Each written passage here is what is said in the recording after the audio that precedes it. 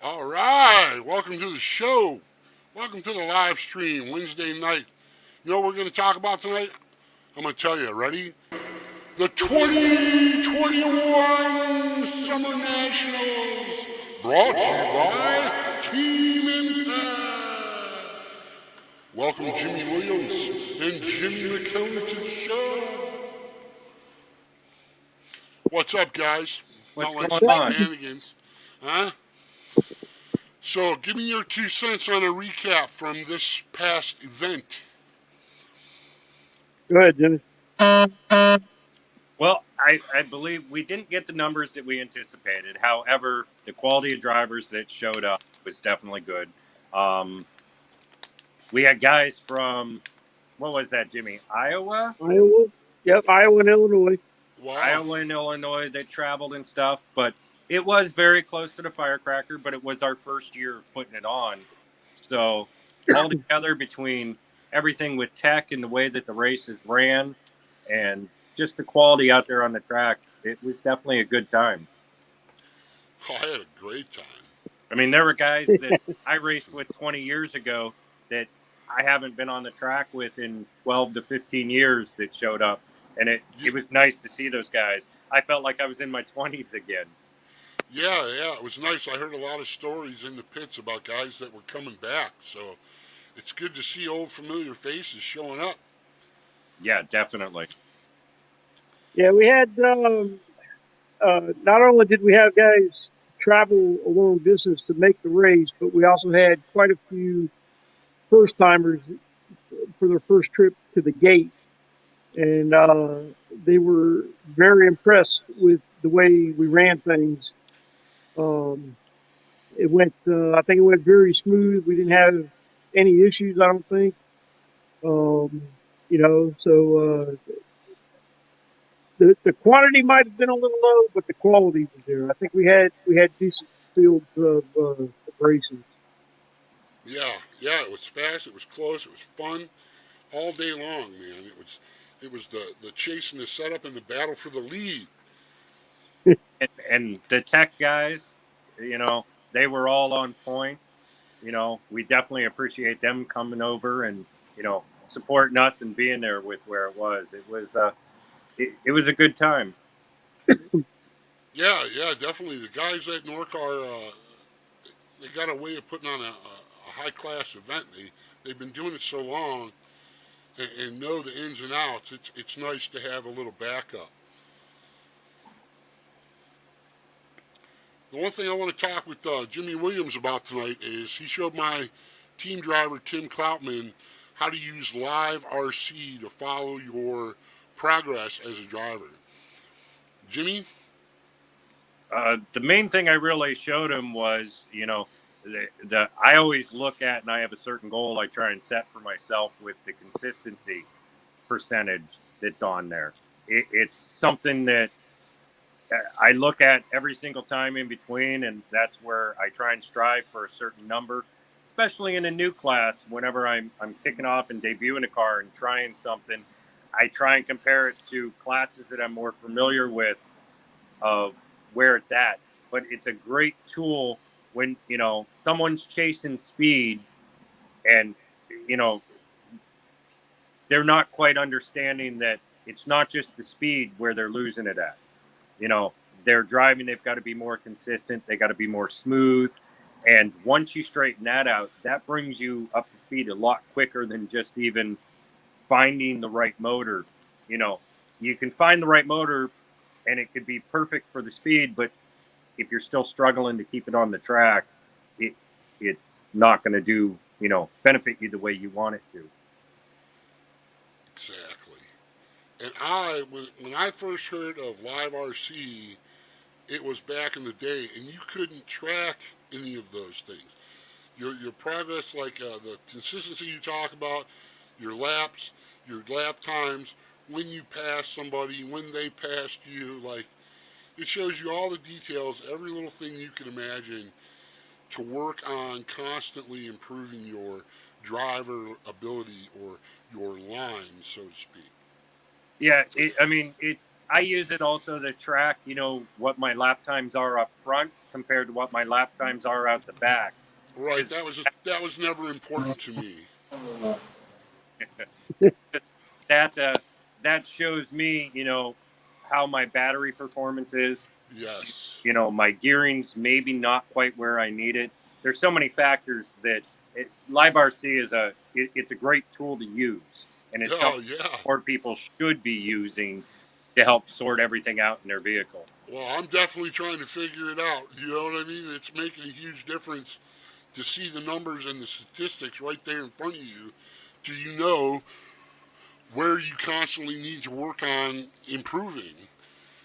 Whether it be your consistency or your lap times or, whatever it may be, it's there. It's there for the taking. What an excellent tool. Jimmy McKinley, you use it at all? Yeah, when you get familiar with setting up a chassis, and start making changes to the car, you can see how far you're you're falling off or how much you're gaining, using those lap times in Live RC. Um, and as Jimmy said, you can look, you can look at your front end, uh, lap times versus your, what we call out the back lap times towards the end of a run, and see if the car's still consistent throughout an entire 4 minute run, or if you're falling off hard, 2 minutes into the race or whatever. That'll tell you either you need to change the setup or change the gearing or something like that, or leave it alone.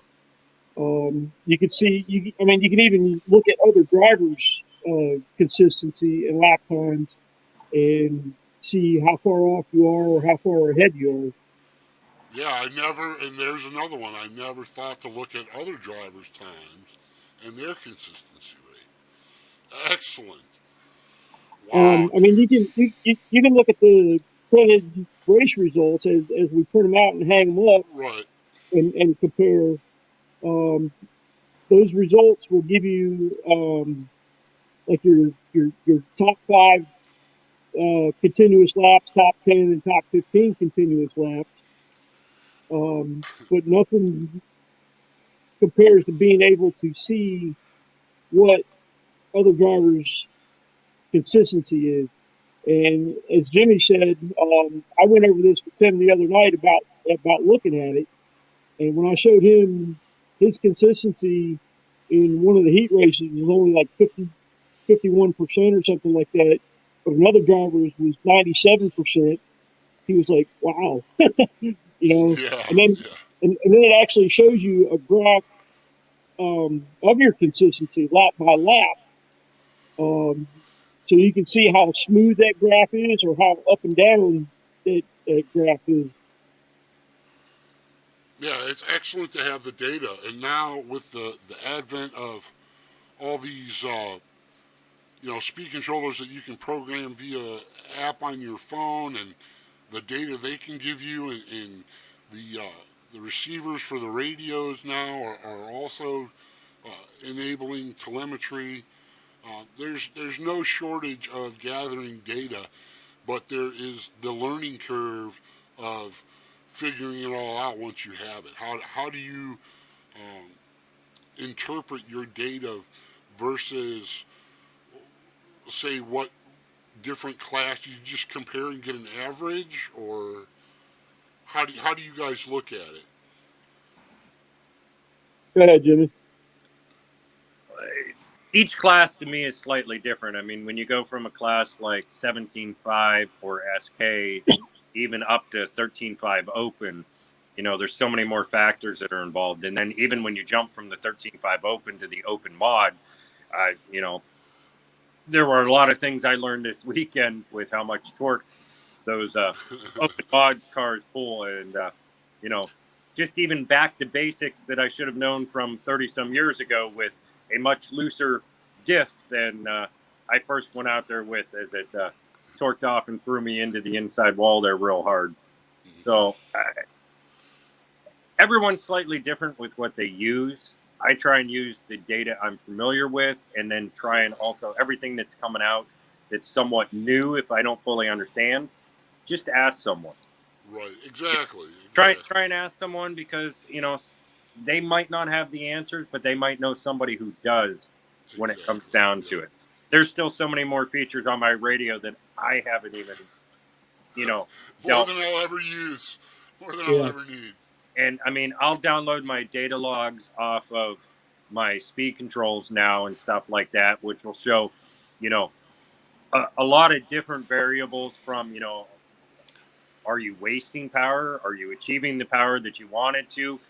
Where at? And, you can normally slim down and find out where you need to, test and tune a little bit more to tweak the car electronically like that. It didn't Right. used to be electronic tweaking back in the day. Yeah. You had your motor, and you charged your battery. You knew with where that was at, and back then you just adjusted some tweak screws. Right. Right. Now there's so many factors going into it. It does get overwhelming, and I catch myself looking back trying to remember the basics of pan cars from way back when. Yep. The fundamentals. Yes. Yes. Exactly. Here's a comment from Freddie. Made me go out and build a 12 scale truck.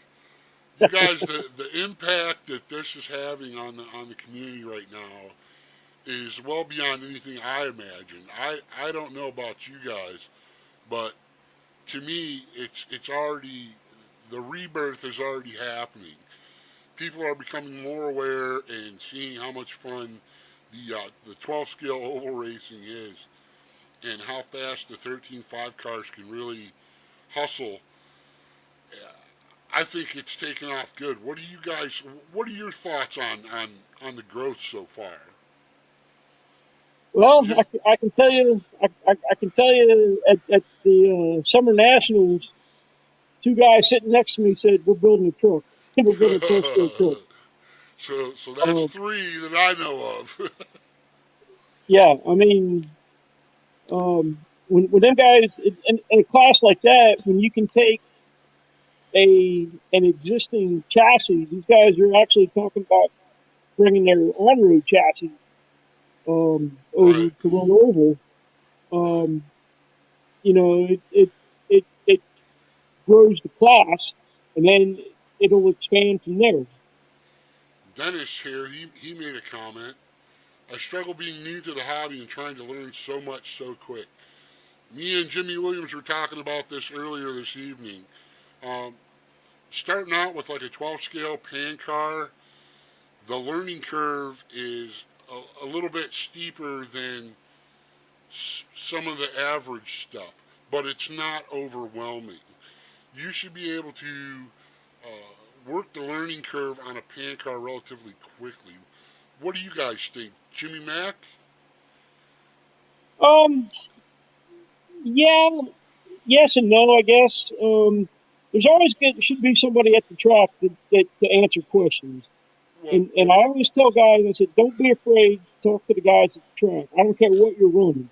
exactly. Um, You got to be a fast guy. You got to ask the fast guys. right.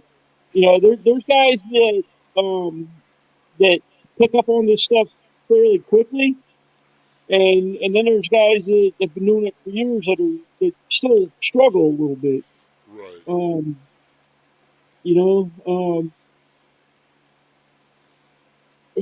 hand cars are fairly simple compared to say like touring cars. Obviously, right, you don't have quite you don't have the drivetrain to deal with that a touring car does. Um, they can be a little bit difficult to understand sometimes because the rear end works a little bit different than an independent suspension car. Um, but I get a couple of guys that feel like they're afraid to ask questions because they oh feel yeah, like they're bugging people. yeah. It And I'm happens a like, lot. It happens and a lot. I tell them, I said, you're never going to learn anything if you don't ask anything. Right. Gorgeous Jay. I'm not calling you Jimmy Williams anymore. It's Gorgeous Jay from now on, everybody. I can't say Jimmy and Jimmy. don't know what's going on. So it's Gorgeous Jay. Um, Freddie says here his SK was the most difficult to drive out of all my cars. So with that being said, Gorgeous Jay, the differences in your mind. Go. well, when it comes to SK and SK, basically, really, when you look, I mean, it's even a high tech, older pan car compared to what some Right. of them. I mean, it's as basic as you can get. You've got your tweak screws in there. You just have the dampener tubes. I mean, that's it. There's not much to it. So it's definitely not as smooth as a pan car. If you get into a little bit of trouble or whatever, most of the time, you know, if you get into the same trouble from SK to pan car, that pan car recovers a lot smoother than the SK will. And that's just with how much more high tech it is and stuff. Right. It's still a fun class. I like driving them, and it's a great entry class when you get out there and stuff. I lean more towards the pan cars than anything, and the SK is basically your basic pan car. Right. I just think they're so much easier to drive than like the TTO2s or any of those other ones like that. They're so much smoother on the track. Yeah, I like them. They look nice. Yeah, they're sharp looking cars. Yeah, Billy. That class the past few years has really boosted and picked up too. So, and they're a lot more price friendly than Exactly. the full pan car is too for somebody looking to get into it. Freddie, agreed. It's Freddie approved. We're good to go. Freddie's great.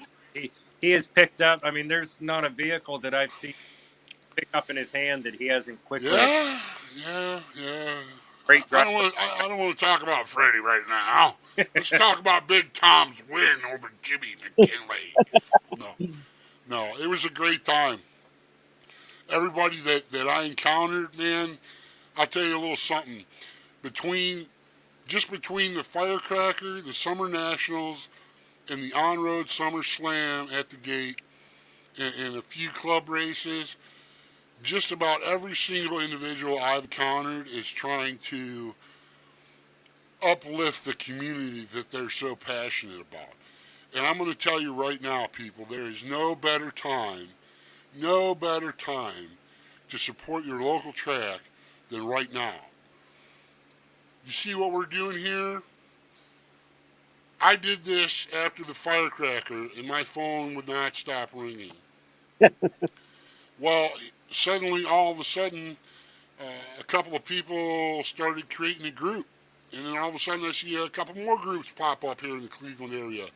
And then the guys from Southern Indiana the following Monday went out and bought all the audio equipment to make their own videos and do their own podcasts. So uplifting and supporting your local track, people. 1.6 billion people a day look at Facebook 8 to 10 times a day. Get after it. Anyway, let's see. We're at 8:18. Is there anything else you guys want to discuss? Well, I just know for me personally, with going forward, we've got this series that's about to kick off, at the beginning of next month at the gate, and it's first year. We're still working out kinks and stuff with that, but I mean, I know from talking, one thing that we're definitely going to be on top of is tech. Definitely. Tech, we've got, the rule packages out in black and white, and Jimmy and myself, plus a bunch of the other guys, we're willing to help anybody figure anything out that they need. Yeah, me too. They have questions, whatever. But we've got to go by that strict tech so that it's fair for everyone across the board with where it is. So, speaking of that, Jimmy McKinley, you want to give us the latest on the last update? Have we finalized the set? Yes, everything is finalized and uploaded.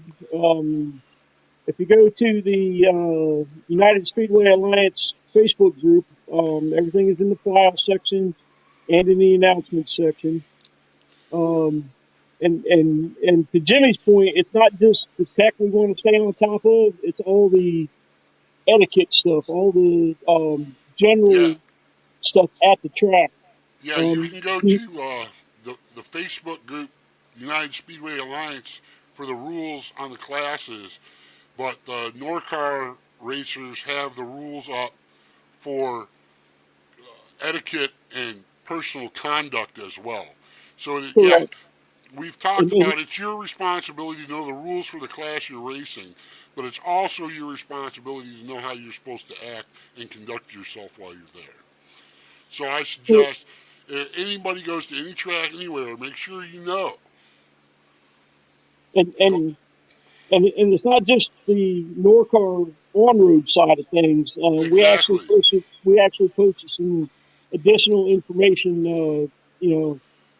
That Oh, Jimmy and I kind of copied from another well-known facility out in Pennsylvania. okay. Um, I was unaware. That's yeah, that's where we got quite a few of our track etiquette rules. Where I mean, we tweak things to our own a little bit with where it is, but they did a fantastic job of setting up their rules of conduct and etiquette. I sent a message and I asked them, "Hey, do you mind if we use this?" And they sent me right over a file, and we just Excellent. did it from there. And that's kind of what all this is about. When it comes down to it, it's about tracks working together to unite, so that we all can have a consistent racing experience no matter where Yes. we're going. You know, Yes. there's basic etiquette rules of life that people just need to understand, and we definitely are committed to make sure it will not get out of control during our series or the events that Jimmy and I have come up with that we're putting on. There's a zero tolerance policy with some of the things. Um, not calling people out right now with where it is. We're going to get the season started and see how it goes. Luckily, at our facility, we have not had these issues, Yeah, but it's have been in the area, and we're not going to allow it to come to right. our facility with where it is. The Norcar guys, we would not want to disrespect them by allowing it to come in, and just Jimmy and myself, we're not going to let people disrespect us and all the time we put in the background to pull this stuff together. I don't know how many times Jimmy and I talk on the phone or text or where, and I mean, daily, regular, morning, noon, and night. I, one of us will be sitting there watching a TV show at 11 o'clock at night or something, and an idea pops in our head, and of course we got to pop it off to the other ones, start working Right. and figure it out. I mean, it's there's a lot that goes on behind the scenes, and Yeah. It's been if what I've seen so far is any sign of what's to come, it's going to be an epic program, people. This has by far been the most fun I've had in a long time. Uh, I can't even describe it to you. These guys put on a heck of a race, a heck of a show, and do a fantastic job doing it. the smile on your face was proof positive Yeah. I had last time. Oh, baby, the drive home was just like gumdrops and lollipops, man. The rainbow followed me all the way to downtown Cleveland, man. I had a good ride. I hope you guys had an epic weekend. I know I did. well, I congratulations on your win there, bud. the one thing I did learn, it's okay if your pinion gear is bigger than your spur. Wow, bro, I was running 72 and a 71, and I still Man, was short. Wow, that's Yeah. I wow. Yeah. The advice I've been given all day was just keep throwing gear at it till it stops. Till you find the sweet spot, so to speak. Everybody that helped me, I just overwhelming experience once again. Um, It was nice seeing the trucks out there. I believe that's a 12 scale class that there were a lot of comments. I've gotten a lot of questions afterwards, and I really see that one building up quick. I mean, the problem right now, there's a bunch of guys that want the cars, and right. cars aren't as available as quick as the guys now want them. But I know there's a lot going on behind the scenes from Yes. a bunch of different manufacturers and different groups that are working and seeing with where it goes. I know there's some announcements and stuff in 12 scale that might come up in the future. People just need to know that we are working daily behind the scenes. There's a group of us, not only Jimmy and I, but there's a group of about 4 or 5 other guys that are constant communication and back and forth, and we're trying to set up goals, achievements, and um, pull off some spectacular things for this first race season with it, which will set it up for following seasons after to keep. Excellent. Excellent. I know there's stuff going on behind the scenes, baby. I start seeing the Pemberton brought back the body, the light, what is that, light speed body or whatever? That was the old Air Let's, One. Right, yeah. So That was the things are, choice. Every major event with a 12 scale over the past for over. right, I don't even know how many years back, but that was the body of choice, basically since it's come out, and it had disappeared because I don't think they had been pulled since 2017ish. wow. Everything that last time at Snowbird with 2019 they ran, those were still on bodies I believe that were pulled from 2017. And then when I started this 12 scale group, you used to be able to find them, and then within about a month to 6 weeks, all those bodies disappeared. Yeah, because I tried finding one thinking I was going to run 13.5 right off the rip, and I couldn't find a body. I They, even they called, disappeared because they were just sitting on a shelf from when they were pulled yeah, years ago. So yeah, Steve Pemberton and Joel, they've been great with pulling that together and getting this done in the time frame that they did. They've done an amazing job with that, and they're really back in this 12 scale comeback, and it's exciting. It's exciting across the board with it. definitely exciting, man. I've wanted to race 12 scale oval since the 21.5 spec class started, and I called around, and there was a few people that had a chassis or two laying around, but nothing updated. And now everything is being updated along with the regular manufacturer's 10 scale style chassis. That information is translating into their 12 scale chassis as well. So, what do you think, Jimmy Mack? yeah, the nice thing about the 21.5 class is that you can get away with running an on-road chassis. So you don't necessarily need a specialized oval car to run that class. Now, when you start getting into the faster classes on the oval, you will. But the The weight uh, difference was the big thing. the When what? Wayne was working it, the weight The difference weight difference, yeah, for sure. when you rode to an oval car. Um, so like the full scale on road cars, I guess the minimum weight is like 730 grams. So the oval side, when Jimmy started putting together full scale oval stuff again, it was decided that cars would weigh 30 ounces, which is what they last weighed at the Snowbird a couple years ago. Okay. And that equates to like, what did we say, like 860 grams or something like that? I think he had to add about 3 ounces to the car. Yeah, it was a lot of weight that Wow. had to be added to bring it up to oval specs anyway, Okay. Okay. as far as the minimum weight goes.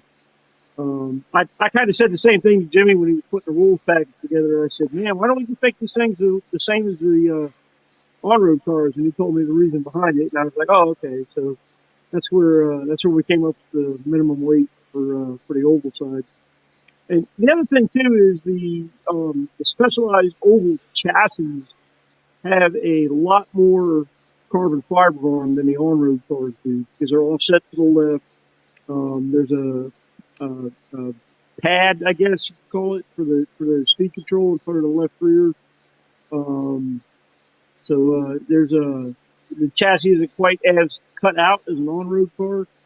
So there's a lot more carbon to a 12 scale oval chassis it adds weight anyways than there is to the on-road chassis.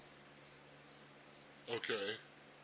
So so basically, with the amount of carbon versus oval versus road, the the oval car is going to end up being much stiffer, is what you're saying.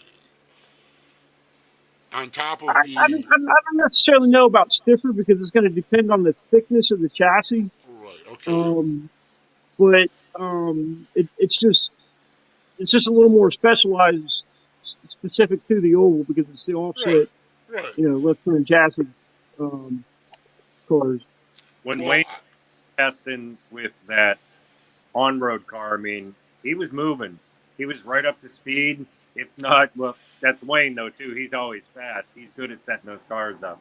But I mean, he was out there cracking lap times just as fast, if not faster. But he did have to add all that weight. So right. it's just, got to figure it. The setup's completely different to an on-road car, along with when you don't have all that left side weight. Right. Right. This is. I've raced oval for years, but I've never had an oval specific chassis. This Pemberton car is my first oval specific chassis. So I went from the on road side to the oval side and learning from Wayne and those guys how to set an on road car up to run spec oval we tried in the past with the truck bodies with the road chassis. And it Yep. worked out really well. The the the camber, I think, and the weight jacking or wedge, whatever you want to call it, is the major contributing factors in the on-road car trying to run oval. Yeah, you definitely got to set up your corner weights and your weight percentages a lot different for sure. Yeah, yeah. And I don't really have any other topics, gentlemen. Is there anything else? Anything left Other dangling around?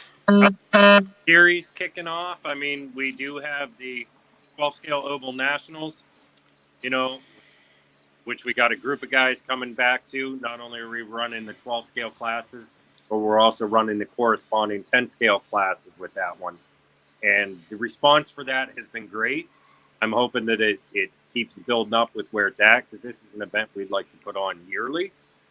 And I think it's going to be a really good time. It's one to where even if you can't make it out the race, I think stop out and watch it. Yeah. Good The drivers. other the other thing I wanted to tell you guys was I kind of realized something. If I'm at the races and I'm streaming live, and you're in your pit and you want to watch the mains, you can tune in and watch the mains while you wrench on your stuff. I caught Dante and Kevin doing it, working on their cars and watching the racing. It never really dawned on me, but for those in the pits, like I see Sarge, he's got his laptop open, and I'm pretty sure he keeps all his race data on a spreadsheet. But Yep. at the same time, he is using his mobile device. I think he was watching the Olympics or something. But like, all these guys are multitasking in the pits. They've all got their pit strategy. They've all got their pit routine. And the one thing that kind of screws it up a little, like Jimmy reviewed the video that I took of him and Sarge racing, and he said he never gets to see it from that angle. Well, a lot of guys when they're at the races, you don't get to see your buddies race. You don't get to see your all your mains or whatever you're after, and you don't have a chance to review the footage and see and hear the oohs and the ahs. So if you're in the pits and I'm at your track broadcasting and streaming live, you can tune in and watch everything while the race is going on throughout the race day. It's Yeah, for me, it's always a pleasure for when Sarge comes into town. Uh, Yeah, him and I drive real well together. It was our first time together on the track in open mod, which um, you know it was definitely some close slicing and dicing and stuff. And I mean, I was on the driver's stand as it was happening, but I didn't realize how close it actually was until you go back and look at it. But right, it, right. it was a good time. It was a pleasure having him out there. I look forward to every time he comes up here. Same with having Dan out there in 13.5 Open with us this past time. I mean, it's just a great group of guys when we get out there on that track driving. But to be able to watch your video afterwards gives a whole different perspective to where you get to see a lot more. And I was pleasantly surprised with how many people definitely came to watch the open mod, heat and main with where it was. It was good, and knock on wood, we didn't have the mayhem that we could have had. And I mean, it can happen in a split second, but it was a good show. It was good to see people standing around the track that was going on, watching from the pits. For sure, for sure. Yeah, Gerba. and Tom, feel free to post a link to your live stream on a USA Series page. I got some things in the works, Jimmy. I got some stuff in the works. We're gonna take care of a few things here. But Awesome. Gerba, he tells me trade the 71 in for a 73. Gearing, baby. I could not. I had to take a picture of that. The size of my pinion was bigger than my spur gear. I've got a lot of content coming, you guys. I too was struck by 3 inches of water out here in the garage, and now I got boxes of stuff to go through and stuff to throw away. And yeah, so it's going to be a slow process here for a little while until I fall back, regroup, and get reorganized. But I've already called Carpies, and I got some things in the works to try to help spread the word and get more people involved in the community. If anybody wants to get on the show and talk about any kind of topics, just get a hold of me, send me a message, see me at the track, whatever. I don't know, fellas. I'm about talked out. What do you think? I just want to thank everyone that showed up for this event this past weekend, and I'm looking forward to seeing them at our series or future larger events that we put together. Without all the support of these guys locally and nationally that come in and support the events that we have, we couldn't do it. A big thank you to Norcar and everyone there. They've been around for years. They're a tremendous group of guys, and they've allowed us this honor to, work on building this oval up in the area. And without any of them or the racers out there, we wouldn't be able to do it. So, I know for one thing, I appreciate you guys doing what you're doing and working as hard as you do to make it happen, because I see what goes on behind the scenes sometimes, and there's a lot of things that people don't like to deal with. Jimmy Mack, anything? Closing remarks? Just echo what Jimmy said. The Norcar guys have been fantastic in working with us and giving us a place to race to begin with. It's been nothing but compliments for the track and the facility, and the way things are run there. From guys from out of town that come up. So to Wayne and Ron and Zach and Steve, Stu, Chuck, everybody involved at the track. Thank you for allowing us to have a place to race in Cleveland. Yeah, it's epic, you guys. It's epic. I think the growth potential is definitely there. So, with that being said, fellas, we're going to call it a wrap. And like I always say, God bless until next time. We'll see you at the track. Have a good night.